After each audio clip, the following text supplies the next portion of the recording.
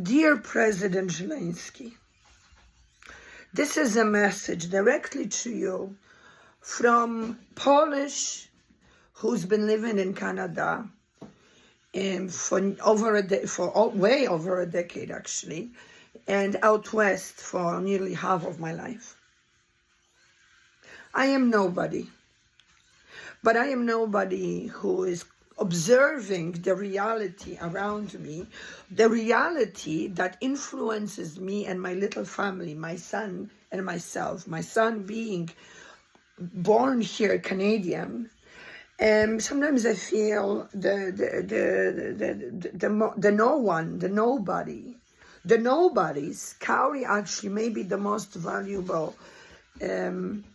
messages for the leaders of the world.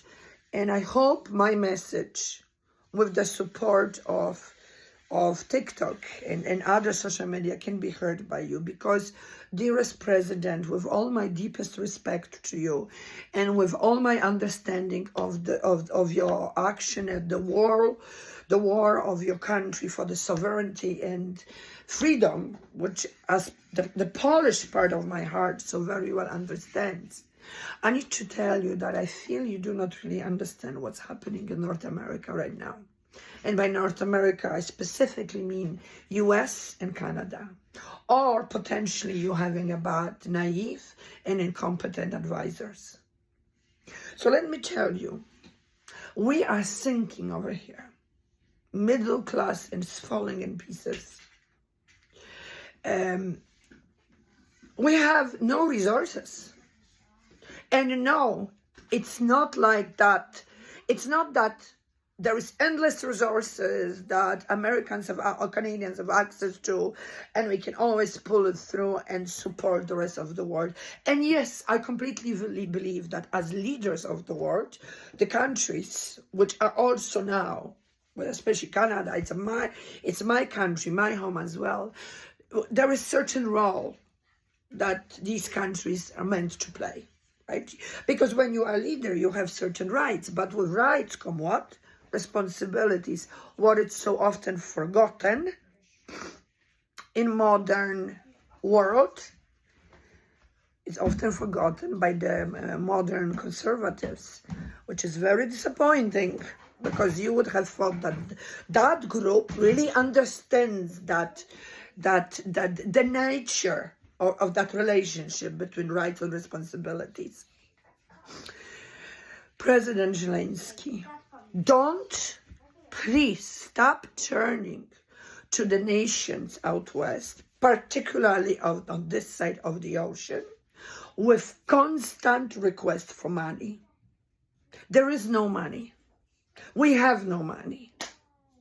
Yes, maybe the government will promise you a certain amount, but wait till the next elections and the policy of the country will change, of the countries will change 180 degrees. And what you'll be left then with? You have to understand that there has to be a limit, a moment when that war has to come to an end. And yes, Americans and Canadians alike do not understand what it really means to be exposed to the threat of war. They don't really understand the concept of justified war and how it is important to respond with strength to the threat.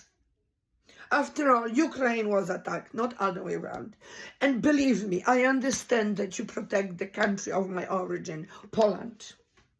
And I see the connection between the growing number of conflicts in the world and that first conflict that started with the aggression on Ukraine. And yes, there is a whole number of simple lies being spread out about your policies and certain decisions. I've already made a video about it that was seen by around 10,000 people.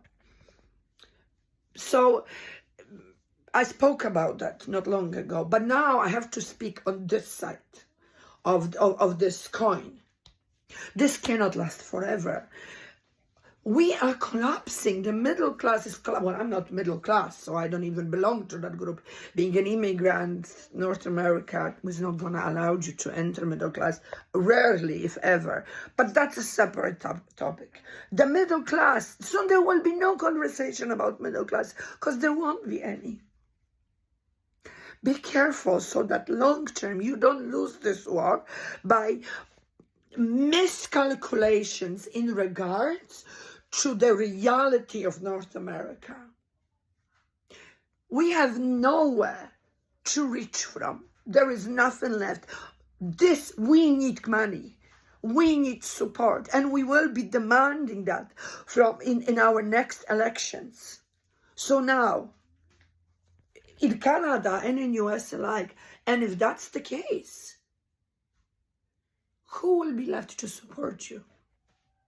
I'm begging you, President, with my deepest respect and with respect for your nation.